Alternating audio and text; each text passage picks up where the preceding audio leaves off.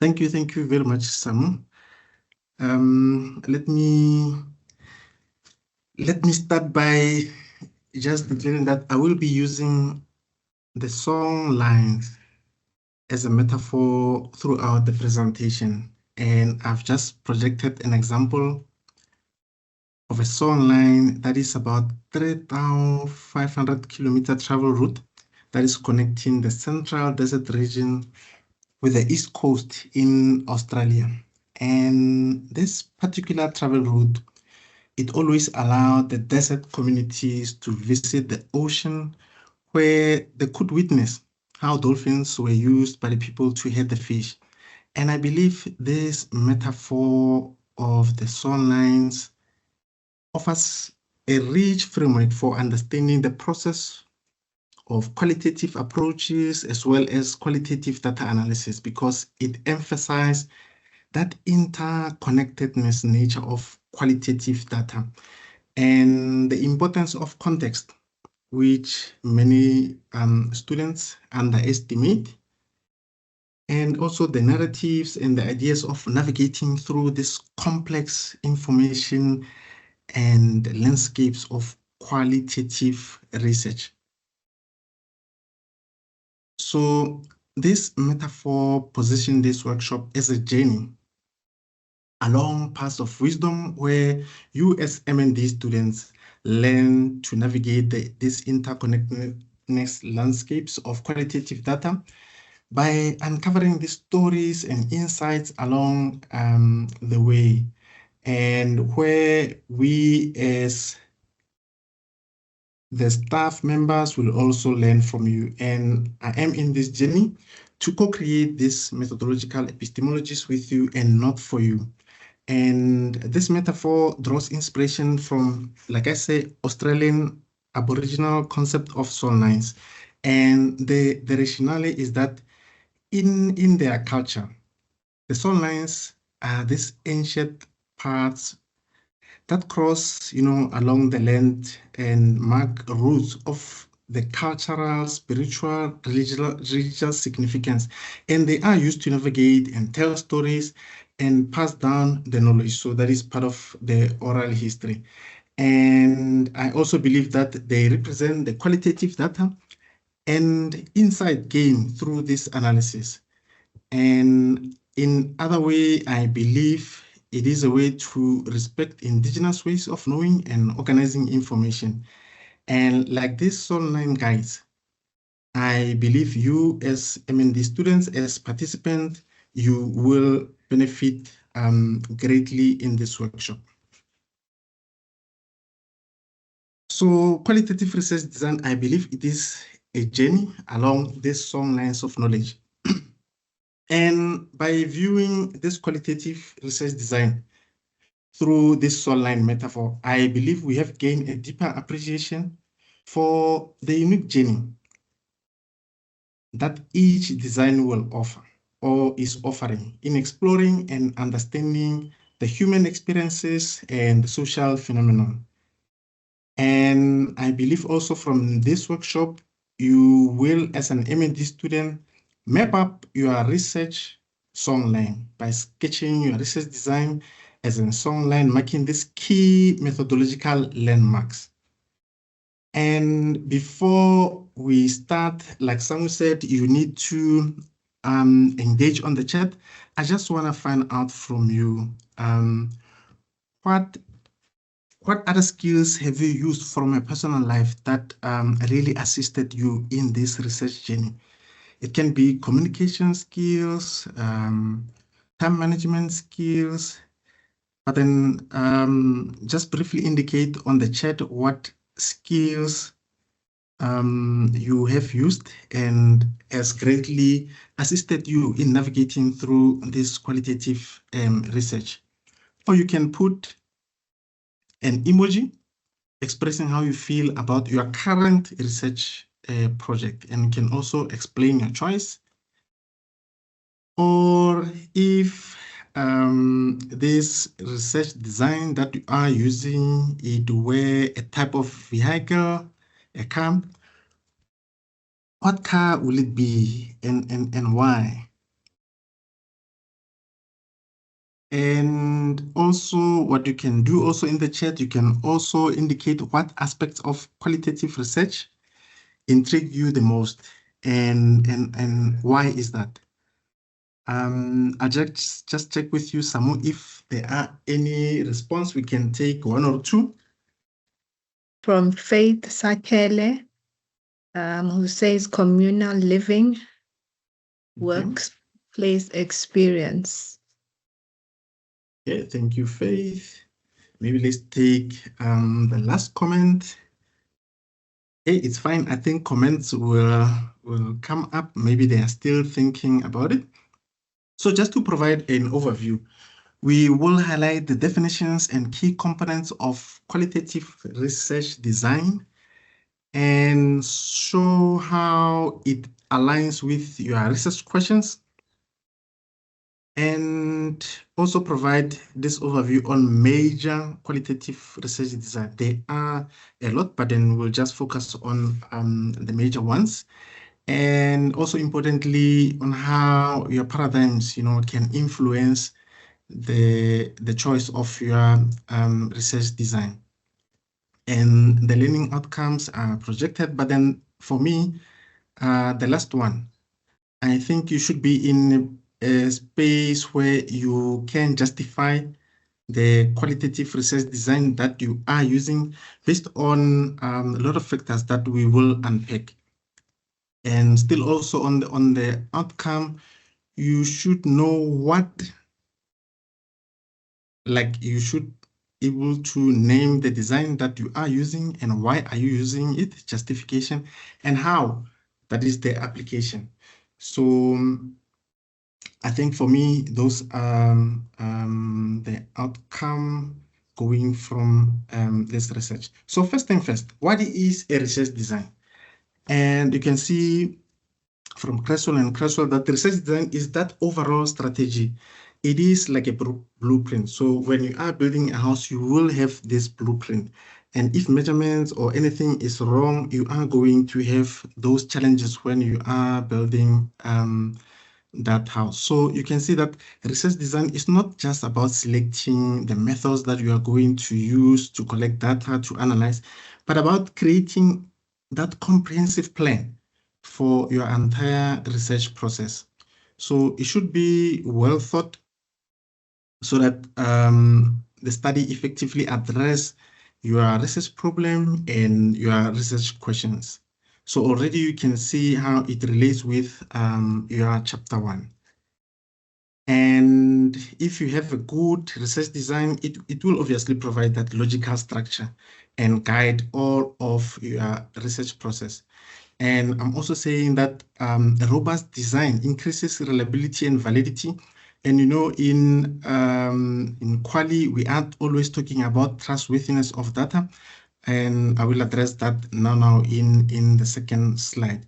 But it also helps you as a researcher to anticipate potential challenges that may be ahead. Same like you are taking a route from Pretoria to Cape Town, you need to plan and see which road you are going to take, toll gate, and so forth. So having a good research design, it always helps you to see ahead if there are any potential challenges and how you can address them. So it is not just a formality, but a very critical component that can shape the entire study, not only the methodology chapter. And like I said, a well-crafted design is like a roadmap ensuring all aspects of your research aligns with your core objectives. And talking about the trustworthiness of data, so there is, I took this from my study, and I believe as M&D students, you should be able not only to outline or highlight these elements, but also to show the provision that you have made, to show how you have applied these trustworthy elements. So I thought maybe I should share this information. Some of you might benefit from that. Now, what are these major types of qualitative research design? we have phenomenology, we have ethnography, we have grounded theory, case study, and narrative inquiry. And we will explore this in more depth in the coming slides. But then there are factors that influence this research design, the choice of the design that you are using. And let's zoom into that. So most of the researchers, they start with a problem. So it is important for you to work on that research problem where the research questions will flow from it, where your interview guide schedule will come from your research questions if you are doing interview or collecting primary data. And theoretical perspective, I will not go deep into that because 2 weeks back we had a good workshop on theoretical and conceptual frameworks. I'll also give you a link to that, but then theories are very important and they can influence your choice of the research design. There's also practical consideration, and this is mostly underrated. Things related to time, the resources, and access to participants. And you will see when we are unpacking this research design, how time, the resources, and access to participants really play a role there. So these are some of the things that you should think about if you are in the proposal stage. But if you are in the middle of your dissertation or thesis, yes, it's something that you think about so that you can adjust your timelines accordingly. And expertise. Expertise are very important, and here you can bring some from your personal life, just like the example that Faith gave us. So there are a lot of skills that you need to have in order to address or respond to your research design. And I must emphasize that there's no one-size-fits-all approaches, but I am encouraging you to reflect on these factors when choosing the design for your research. And there are these philosophical foundations and assumptions, and I believe that they do, to a larger extent, influence the choice of your design. And you can see the key concepts of these philosophical concepts: your ontology, epistemology, axiology, methodology, and paradigms. And I think we should embrace these terms and language. I know a lot of students shy away from this, but then this is the language for qualitative researchers, and you should be able to understand and talk about them. So it is important to understand this philosophical foundation so that you can justify your methodological choices. And also, I'm emphasizing that there is this alignment between these philosophical foundations and assumption and the research design. And if you can get it right, I believe it will strengthen the overall coherence of your study. In last week, we had some 3 days workshop at the Sunnyside Regional Center face-to-face. And I also learned that they are meta theories. So these are theories that are not specific context, but then they help us to understand our worldview. They assist us to have a particular worldview. So when you have a research problem and you need to have this particular worldview on how you are going to address it. And they give us these lenses for us to approach the study, like the positivist, constructivism, pragmatic, indigenous, and decolonial. And we'll also unpack them in the coming slides. So for now, I just want to give you this overview of these philosophical foundations. So you can see it has these 4 legs: the ontology, epistemology, axiology, and methodology. And on the ontology is concerned with beliefs about the nature of reality. So the first leg on realism under ontology, there is this, it is believed that there is this objective reality that is independent, out of our perception. So there is that reality that is out there. And on the other hand, there is relativism, where reality is subjective and varies from one person to another. And the second leg, epistemology. Epistemology deals with knowledge. How do we know what we know? How do we acquire that knowledge? So you can see it also has two legs, objectivism. This is where knowledge is objective and can be discovered through this rigorous and unbiased observation, unbiased.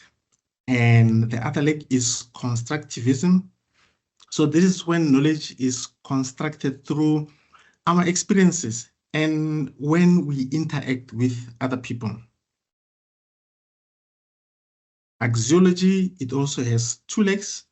Axiology relates to the rules of your values in research. So as a qualitative researcher, you come with your own values, you come with your own assumptions.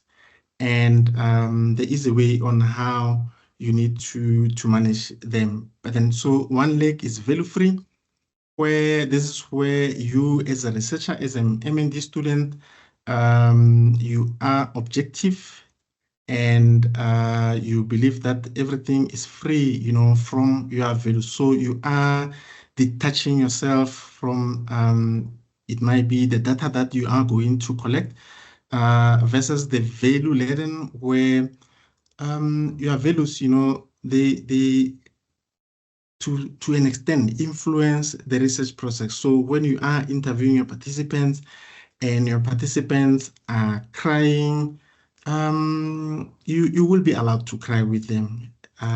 Yeah. So another leg is methodology. Methodology, I believe we all know it. So this refers to these approaches to our inquiry, and we have deductive and inductive. And we know that with deductive is when you start broader with the theory and testing your hypothesis, where inductive now is when you start with this observation and you might end up developing a theory. And you can see how these combinations may lead to research paradigms. So as you are looking on the projected diagram, you can see that different combinations of these foundations, they form various research paradigms. For example, let's go to the positivist. So to arrive at this paradigm, you need to have this realist ontology, realist ontology, where now on the realist, the reality is objective and independent of our perceptions. And on the epistemology, it will follow the objectivist epistemology and value-free axiology. And the methodology, it will be deductive. So to arrive at a particular paradigm, you need to just demonstrate this combination. And I think that is how one way that you can justify the design. And we will come to the research design. We're still on the paradigm. Another combination, the interpretivism. So the combination is that you will have relativist ontology and a constructivist epistemology and value-laden axiology, as well as inductive methodology. And that is how you will get into this paradigm. So paradigm, they do influence your research approaches. And I believe where you are as M&D students, you will know that from this combination, the positivist and post-positivism will lead to quantitative approaches, where else interpretivism and critical theory, which at times it's emancipatory paradigm, they are normally typically aligned with qualitative approaches, and there are pragmatic approaches, which may be a combination of the two, leading to mixed method approaches. But for today, we will focus on the qualitative one, and you will see the qualitative research design coming up of these combinations. But then let's zoom on this ontology again, these 4 legs of the foundation, philosophical foundations. And I've made some notes which you can go through, and I think you can focus on the influence, how these positions, ontological positions, influence your research design. And you can see that the one on relativism, it's more supporting the multiple realities constructed by the individuals, and that is how it is influencing your research design. It might be phenomenology or narrative inquiry. And with epistemology, I've also did the same table where you can check the position and how these positions can influence your research design. I've also done the same with axiology, which is based more on your values as a researcher. So you can just look at how these different positions again influence your design. And the last leg on methodology, same thing. So now this our research design, and you can see how they are commonly associated with the research design. And if we zoom in into the interpretivism, the key assumptions is that it supports these multiple realities and is subjective and value-driven.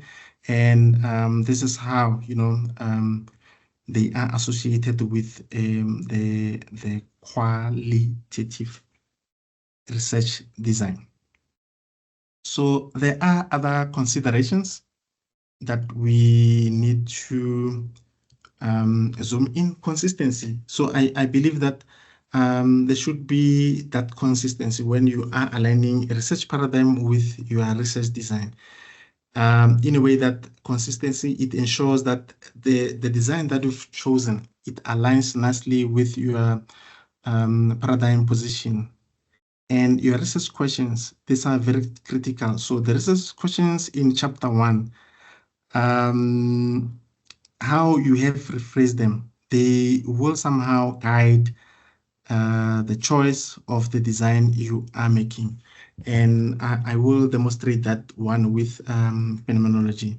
And the methodological fit, I think you need to also reflect on that, and practical considerations that we talked about, your time constraints, access to data, participants, and so on. And I also feel that while research paradigms strongly influence this research design, they do not dictate them, absolutely. So as a researcher, as a qualitative researcher, you need to critically reflect on these philosophical assumptions and choose a design that best addresses your research question while maintaining this philosophical coherence. And I believe the key here is to articulate and justify, just like Professor Malachi will say, you just need to justify. So even here, you need to justify the alignment between your paradigm and the design that you have chosen. And ethical alignment is also important, and I'll also touch on it when I'm coming to one of the design. So aligning philosophy and research design, it is a process. You need to really take time to reflect on your worldview and assumption. You need to be able to clearly articulate those ontological and your epistemological position. And yeah, consider your axiological position, because as a person, you come with your own values, your own assumptions. And if you have not reflected on them, they might somehow impact on the ethics and or rather contaminating the data that you have collected and you will be analyzing. So it is important to identify the paradigm that best align with your assumption and choose a research design that is congruent with your philosophical stance.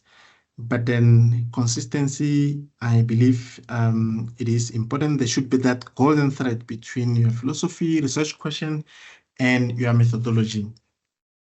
So you can see that this is a process, iterative process, and it involves revisiting and refining these assumptions. And I also think it is important to maintain, that philosophical consistency throughout the research process.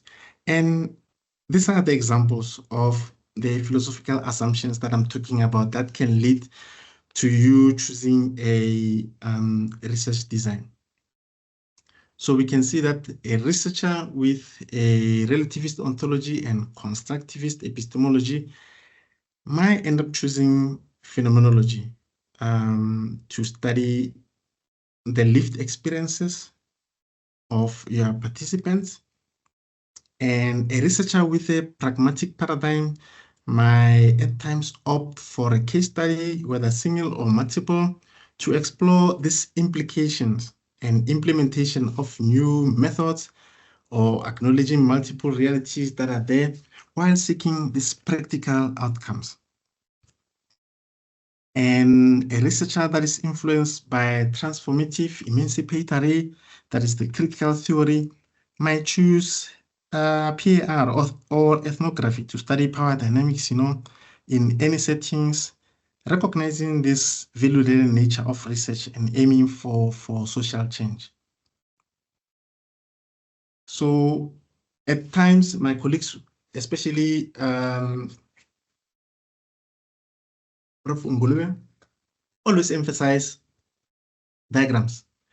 And I'm also challenging you that in this research journey, qualitative journey, make sure that you can draw these factors leading to you choosing this qualitative research design. And these are some of the diagrams coming also out from my PhD. I think it also helped me to just draw and establish the links leading to me choosing the design. You can see I was here reflecting on my own philosophical assumptions and belief that is part of reflexivity. And this is the diagram that most of you, if not all, knows. And this is the one from our own. So these diagrams that you are drawing, these images that are there, they will really help you to be on your lane as a qualitative researcher. And some of the diagrams that I was drawing coming out from my PhD. And here, because I was doing explanatory sequential design, I had an image so that the reader can see how this process, or rather how the design that I've chosen is all about. Don't forget the reader. Yeah, more diagrams. This one was on data analysis. I was showing qualitative, quantitative, But then you can see on the qualitative side, the thematic analysis, this is what I used. And again, I'm emphasizing you to make sure or to ensure that you don't only mention and describe these elements of trustworthiness of data, but make sure that you really show how you are applying. And I think that is very important in key because your audience, your supervisor, and your examiner, they do know about this element. But then I think it's important to show how they are applicable in your study. This the major qualitative research design, and I have developed this table so that you can see the advantages, the disadvantages, the myths around them, and key considerations. But for me, key considerations are very important. So if you are doing phenomenology, make sure that there are those considerations for bracketing. Your examiner, your supervisor might want to know how you have bracketed. Sometimes it is very difficult to show how you are managing those axiological assumptions so that they don't contaminate your data. We know that you are human, you are coming with your own assumptions, your own values into your research. But imagine if you are let me say you maybe your values are more aligned to particular religion, and you are doing a study on African religion. So you might be maybe a Christian, a Muslim, and you are doing a study on African religion. You can see how coming out with your value into this study may somehow contaminate or so on. So what I'm saying is you need to be aware of your values and see how you will make your participants to be comfortable and so on. So that is the key considerations that you can look at and reflect on them. We also have the one for grounded theory. Obviously, this one is all about generating new theories from the data that you have conducted, and sometimes it might take time, but then make sure that you choose between different approaches that are there. Always consult with your supervisor. They will give you a lot of advice on this consideration. And again, coming from the qualitative data analysis space, for those who are doing grounded theory, you will know that when you are coding, and I'll always advise the students to not use the normal labeling of segmented data from their transcripts. I always encourage them to use this part of in vivo coding, because unlike when you are doing thematic analysis, after having those memos, the themes, it will end there and you will present your data. But then with grounded theory, you need to go one step further, explore those patterns, because they are the building blocks of the theory that you are discussing, that you are developing rather. So your discussion and analysis need to be on a very high level. And these are the things that you need to consider. Time as well for coding. So make sure that whatever design that you are choosing, you are aware of the advantages, disadvantages, key considerations, and see how you can go about, addressing those things. Because if you have chosen this design, obviously it is responding to the problem statement and the research questions. So, but then it is advisable to know everything about this design. Ethnography. for me, I think time issue again is coming up, but more importantly on the considerations. You need to think about balancing this emic and ethic perspective. So emic is when you are an insider. Remember, with ethnography, you will go to communities to observe how they are doing things. So if you go to this particular community and during supper time, they eat dog meat, you need to eat with them, sit with them on the table and do whatever they are doing. These are the things you need to consider. And on the emic and ethic perspective, they always talk about this one student who was exploring these experiences of traditional healers and their student, and he did a proposal. He did it in 1 year. It went through. He started his chapter 1, chapter 2, chapter 3, chapter 4 methodology. Then when coming to collect data, okay, because he has ethic clearance certificate, but then the gatekeeper who is now a traditional healer, they said, okay, we don't have a problem with you coming and collecting data, but only on one condition, that you have this emic perspective, meaning that you become one of us. So the students now had to decide whether they change their design. And at that stage, if you change your design, it means that you now have to go back, change almost everything, because this is not what you have proposed. So versus being, or rather adopting that emic perspective and joining this traditional school and initiate, for 3 months. So yeah, you might be working, you might be having some other commitments, you might not be really believing in how they are doing things. But if you knew earlier, you could have, I believe you could have dealt better with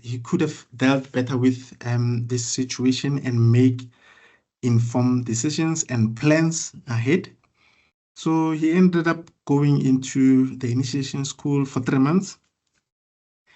And yeah, collecting the data, but eventually managed to graduate. So you can see the impact of not understanding this research design and what they are demanding from you as an MND student. So for this one also, key consideration addressing this potential cultural biases. Like I said, if you go to a community that eats dog meat, you need to also eat, with them so that they don't feel offended, or you don't make things difficult for other researchers who are going to come and investigate in the community. So you should not only think about yourself, but other researchers, that are coming. Case study, always make sure that there are those clear boundaries on the case. It can be a single case, it can be multiple case, and just make sure that you know what is expected of you when you are going qualitative. The narrative inquiry, also one of the major qualitative research approaches, and you can see that it is capturing, these stories and the meanings from your participants. So it is always important to consider this balance, where you will interpret, your participant story without losing that meaning. So make sure that you address, that truthness and memory in those narratives. So showing this philosophical alignment, I have taken one of them, which is phenomenology. So in the maps and the drawings that you are doing, make sure that you reflect on ontology. So for phenomenology, going to explore these lived experiences, the meaning that your participants, attach to their being. You will be going into the field looking for those multiple realities based on their experiences. So make sure that you really reflect on the ontology and make sure that there is that alignment. Same applies to epistemology. You will be going there with an open mind, co-creating this knowledge with your participants, not creating these epistemologies, for them. And axiologies, again, reflect on your experiences and your values and how they can interpret they can influence rather your interpretation. And also the methods that you will be using. You know that in philosophy, if you read Taylor, they will talk about descriptive and interpretation. So there are two kinds of analyzing, descriptive and IPA. So make sure that you reflect on this thing and also the paradigm. So there's no way that when you are analyzing, you will have priority themes and coding, because these are going to come out from your data. So you need to go there being open-minded and getting this data from your participants. And these are more considerations for you that you can reflect on. And I've developed a table here where you can see there are these aspects, the philosophical underpinnings, your research questions. So under philosophical underpinnings, if you are doing phenomenology, you know that it's all about hermeneutics, and you can go through this underpinnings. The research questions, normally they will guide you on which design you might choose. So like, for example, the phenomenology here, if your research question is on about the lived experiences, the meaning, you will be able to justify why you are using the phenomenology. So make sure that your research questions are aligned. And this you can do, even those who are on proposal. I think this can really benefit you a lot. But those who are in the middle of the thesis, yeah, you can adjust accordingly. Because with qualitative, it keeps on changing a bit and adjusting there and there compared to quantitative. Make sure that duration of the study, I've seen a lot here with those who are doing the proposal. There is a section where they want to see your timelines, and at times I'm not sure how students arrive at the duration of their study, but then you need to think about these things, ethical considerations. Data collection, sometimes it's not easy to collect data depending on your design and your ethical clearance and the gatekeepers, but also on how you will be analyzing data. Coming again from data analysis space, it takes time to learn how to analyze data through Atlas TI, which is something that we are encouraging as a university. A lot of workshops that we are doing, a lot of sessions that we are doing, so that you understand. And after you have analyzed in Atlas, it doesn't end there. You still need to go and do the write-up. But then after the write-up, you still need to discuss and analyze. So you can see data analysis alone, it takes time. Ethics, there is a process. After your proposal has gone this scientific review process in a department, it can go to your ethical clearance committee. And it can take time based on your design and your population or sample. So these are things that you need to think about. And I think if you have that good plan, many of you as M&D students wouldn't have the stress that you are having. So communicate with your supervisor, communicate with your peers, those who have traveled this route, this songline, and I think you will benefit greatly from that. Also think about your role as a researcher in the design that you have chosen. In ground theory, you will say that you are developing a theory.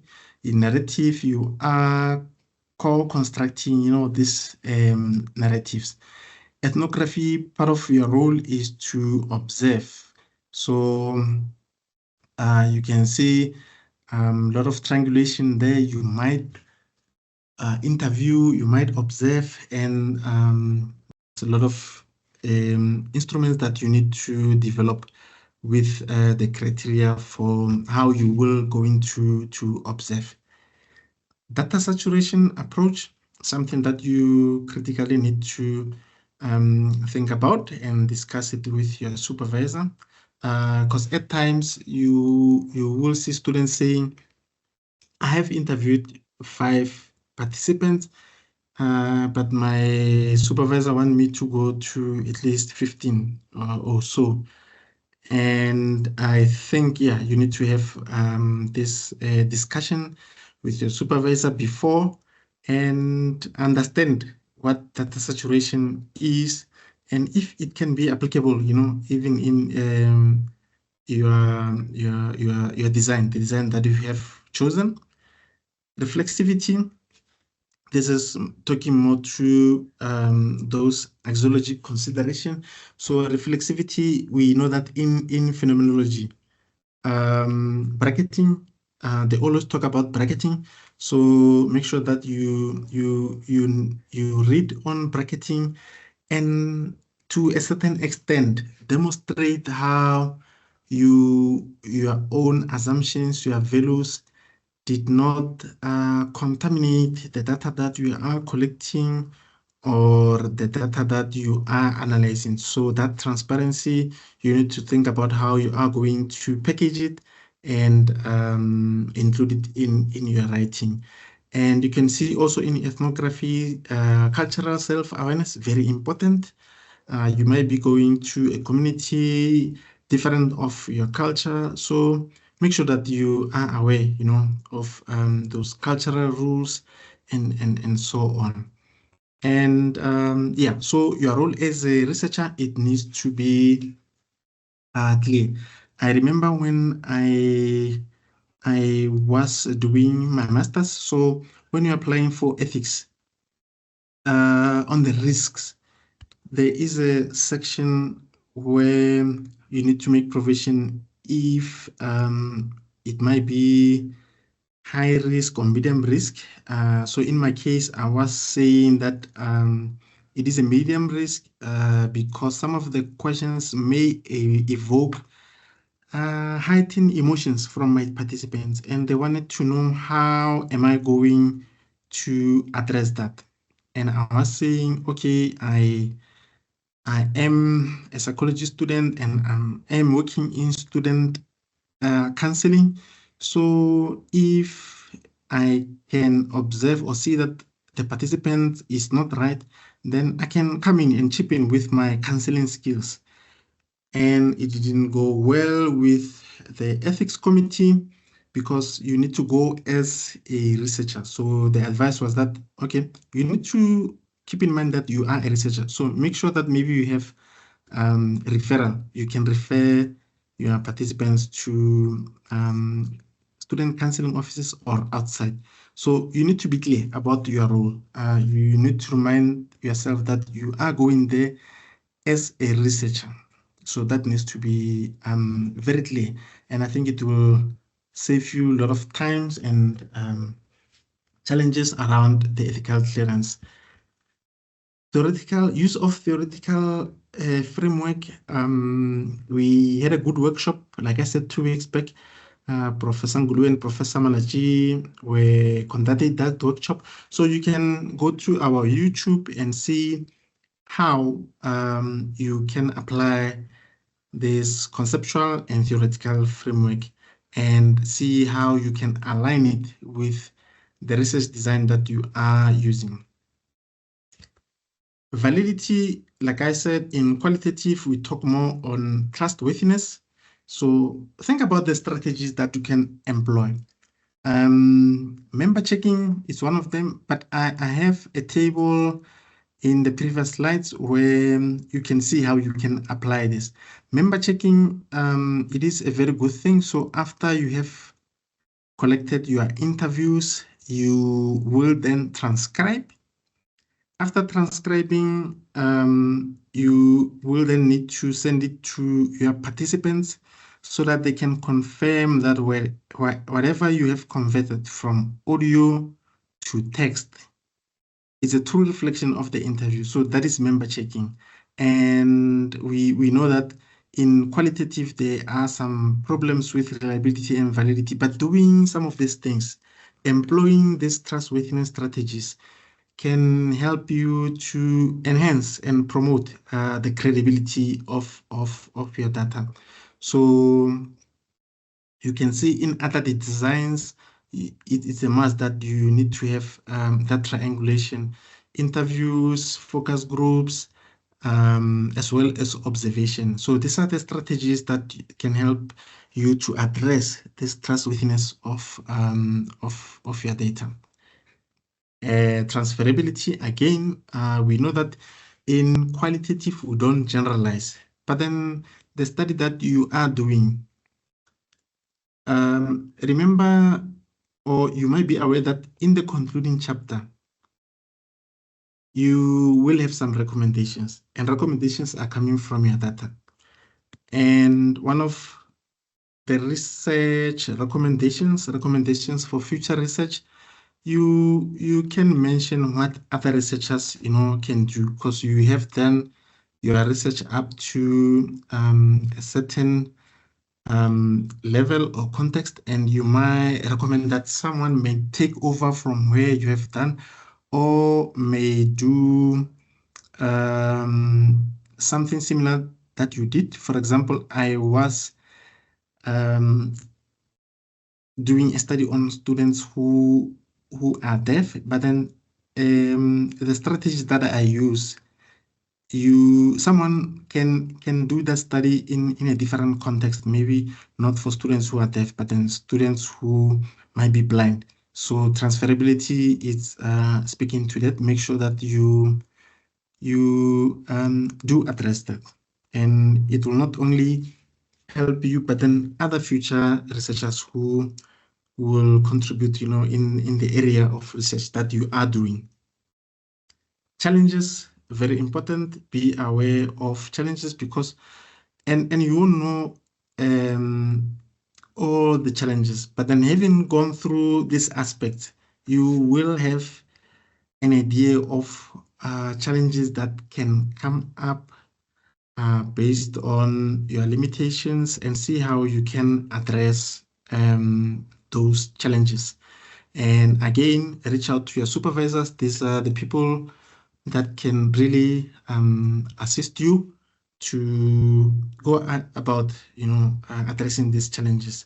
And here I've just mentioned some of the tools, software tools from the literature. These are the software tools they are recommending for each research design. And I must say, at UNISA, we have Atlas TI license. So if you are using any of this research design, make sure that when you analyze, you don't do it manually. You make use of Atlas TI. You will have a full license, but then don't wait after you have collected data to be familiar with Atlas TI. Make sure that you attend. So it talks to time management and planning. make sure you attend those trainings so that you understand the software, how it works, and how it will help you to analyze your data after you have collected your data. Because I see a lot of students now, they come to Atlas TI workshops after they have transcribed.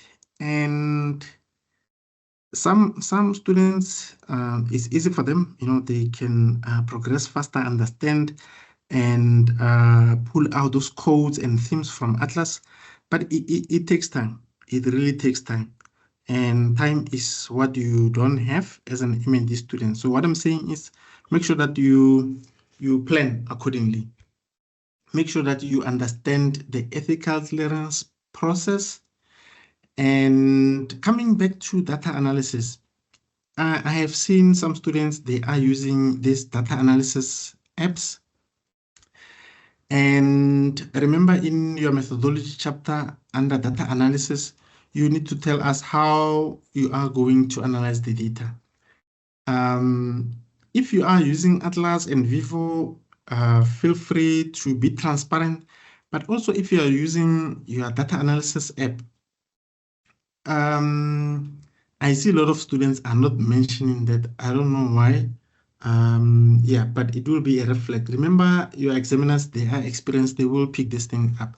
So while you are using data analysis app, it can pull out the codes, the code groups, and the themes quickly within seconds.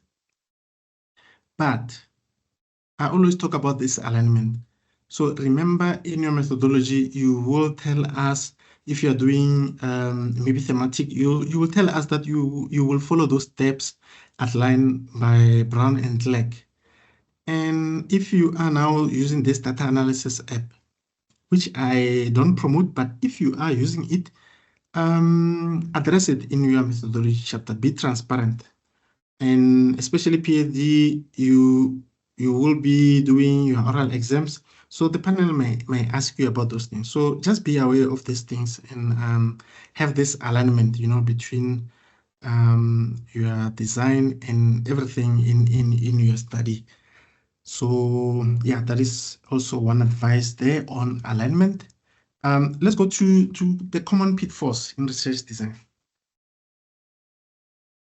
I believe that I've been talking about alignment a lot, alignment, this golden thread. And it is important not to have this research design standing on its own in the methodology chapter, but then we should see how it is relating to your, or rather helping you to solve your research problem and how it is aligned to your research objectives and your theory and so on. And don't overlook ethical considerations. I made example of a student who was doing the ethnographic study. So make sure that you understand the ethical considerations. It will save you time. It will assist you to understand everything. Sampling strategies, make sure that your population and sampling techniques are clear and they are aligned to the qualitative approach and qualitative research design. Neglecting the role of theory, yes. Don't neglect the theory. The theory helps you, or rather ground, theory and methodology, they do ground your study. So make sure that those two legs are aligned with your research design. Insufficient planning for data analysis, I've talked at length about it. You need to use the software. Make sure that you make time to learn about the software before you have collected your data. And yeah, before you've collected data. And I believe when you are piloting, because piloting is one of the things that can also assist with the credibility of data. You can also use that software to practice and see what codes are coming and so on. And you can align, again, your interview schedules accordingly. Now, the best practices. So everything starts with a clear research problem rather, followed by questions. So make sure that those are clear enough. Make sure that you conduct a thorough literature review. Last week, one student asked Professor Malachi, who was presenting on literature review, they asked him, how do you know that the literature review, it's up to standard? At what point do you stop? Very interesting conversation. And again, I will encourage you to go through the literature reviews workshops. I know Professor Malaji also conducted 2 or 3 already. So in our YouTube channel, you need to go there, and all the questions will be responded to. Yeah, but also talk to your supervisor. They will give guidelines because you're coming from different departments, different disciplines. So there is no blanket approach when coming to literature review. One of the best practices is to consider this multiple methodological approach for collecting data, and I have stressed that in qualitative, in order to enhance the credibility of data, consider triangulation, doing interviews and observation and so on. That will help in addressing this challenge of trustworthiness. And don't be shy to seek feedback from your supervisor. You can also discuss things with your peers, your mentors, and see if what you are writing, what you are thinking, what you are conceptualizing really makes sense. Because after all, I know some students are shy, but after all, your document is going to be out there. It's going to be read by everyone. So yeah, you just need to be confident, and because you are not writing for yourself, but for a particular audience. So make sure that, let me not prescribe and say make sure, but I am encouraging you to seek feedback. Yeah, feedback is something that you seek, and you will receive it. The pre-test, pilot test, I talk about them. So where possible, make sure that you conduct those. It is bad when a student comes to me in Atlas TI workshops, and you can see that the data that they have collected is not going to help them to solve their research problem. It's not even 10%, helping them to respond to those research questions. So at times people collect data that is not relevant. Sometimes there is no that alignment, and it takes time, money, effort to collect data. So when you have piloted, you will immediately see, you will do those interviews from 1, 2 participants, and you will see the information that is coming out from there. And if it's not aligned well, you are in a space where you can modify your interview schedule and go full force into the field, knowing that you are going to collect valuable data that can respond to what you are trying to solve. And this is where you will see most people now tempted being unethical. I know there are other students who don't have your introduction chapters. They'll collect data and do everything. Then afterwards, they will go back and align their data to everything, all the chapters. So, which is unethical. So I think this is where the pre-test, the pilot test will help you. The pre-test can help you with language and other things, the structure, the flow of your interview schedule. So think about it, and I believe it can help you, and it can help you to avoid, many pitfalls. But most importantly, in qualitative, you are encouraged to remain flexible and be open-minded, be open to these refinements like the ones I am talking about. in relation to interview schedule. So you can see that research design, it's this iterative process. And I am encouraging you to view your research design as a living document, hence the flexibility. So take it as a living document that may evolve, as when you are progressing. As I conclude, qualitative research design is a journey along the song lines of knowledge.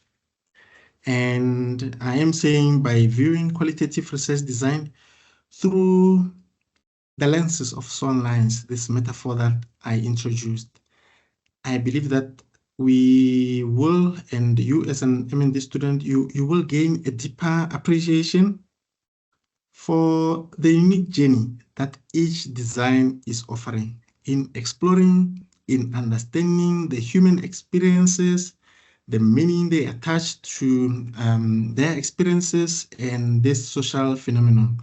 So from this workshop,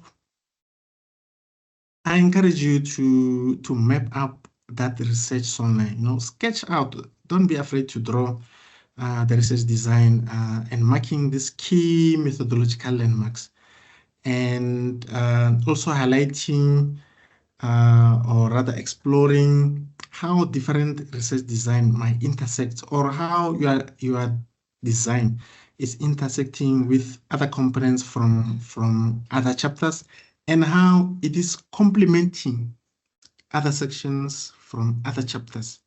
And that's how you are going to have this golden thread. That's how your voice will be heard, throughout your dissertation or your thesis. So, yeah, I'm encouraging you to create this story on the research design and the methodology that you are using. For those who are doing ethnography, you will be embarking on this immersive journey.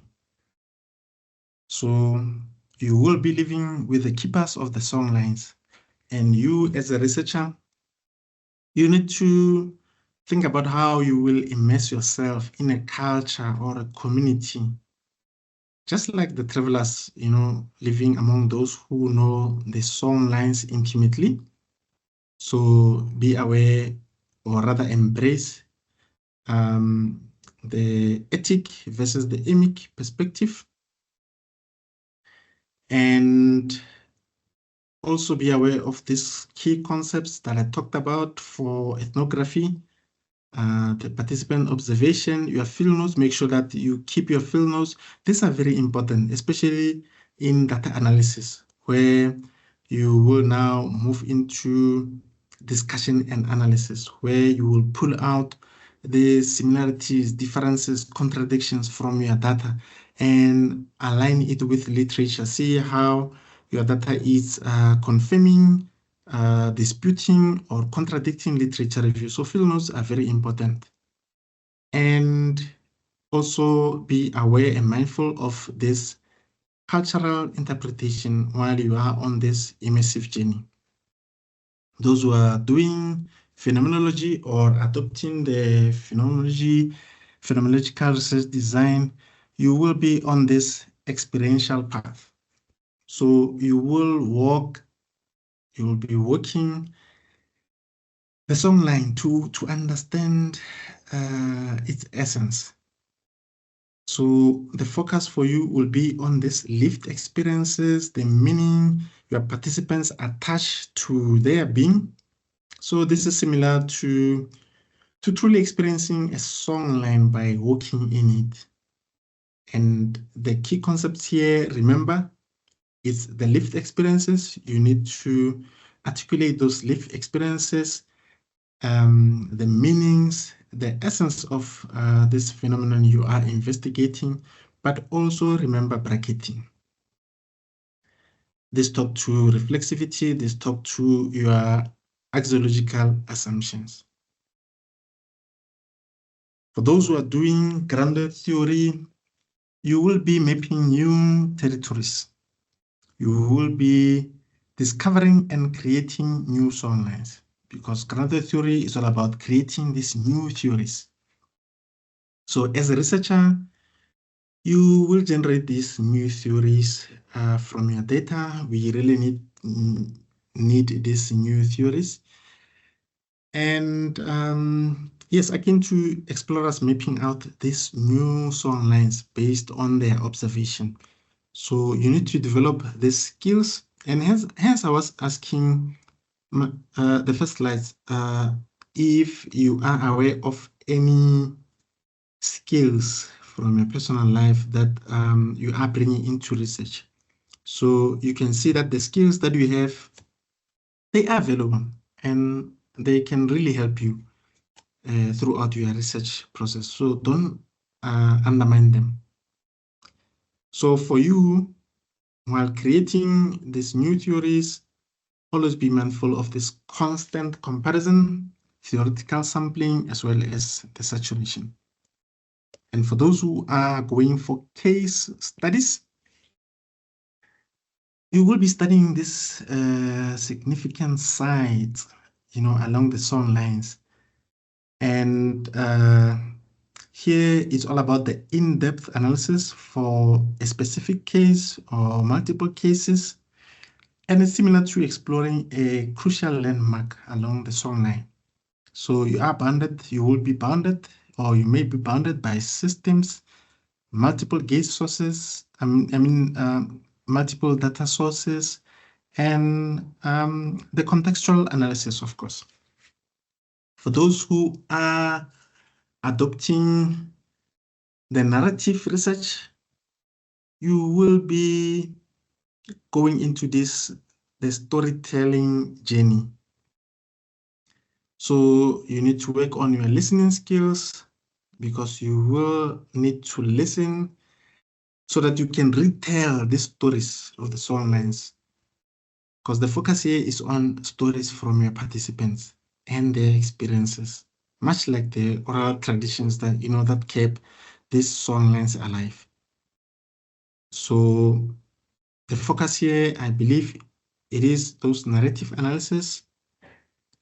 Might be chronology, it might be restoring, not losing the meaning of their story. So they can tell you those narratives, the stories, and you after analyzing, you will also retell that story, but by not losing that essence of their story. For those going for action research,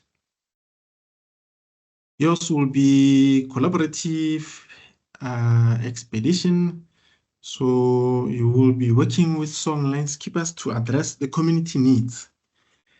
And the key thing here, you need to be a people's person, open-minded, because you are going to work with a lot of people. So if you are considering yourself shy, make sure you polish those skills so that you can interact with people. You won't be working alone there. So collaborative research, aimed at solving these practical problems, and it's similar to working with indigenous communities to address issues that were related to their song lines.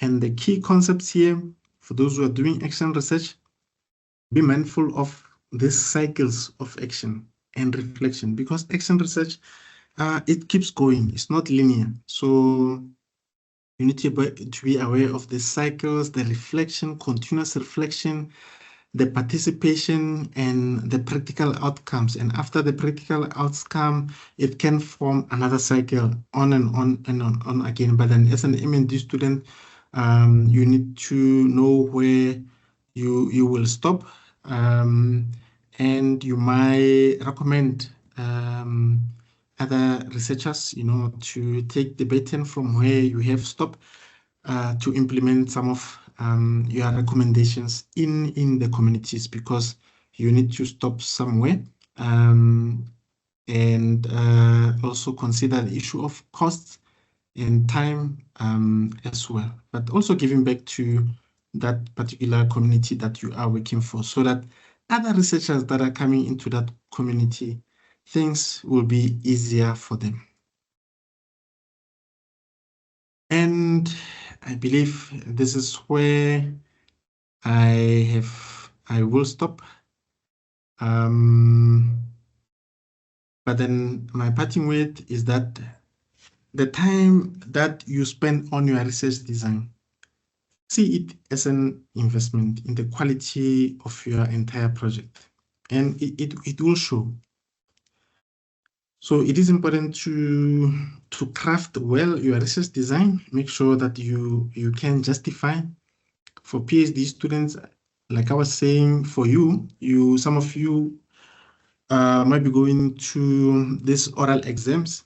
So if a question can come from one of the panel members asking you to justify the research design, I believe you will ace that question with flying colors from the conversation that we had.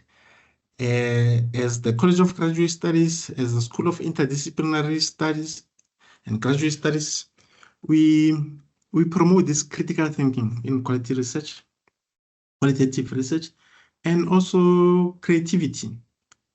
So the last thing I think it's also remember those links, remember those alignment. I believe if you do adopt them, you will rather be doing the research that is impactful, that can respond to the SDG goals, the catalytic niche areas, and make our world a better place, just like Professor Ngulwe always say. So this is all from me, and I thank you.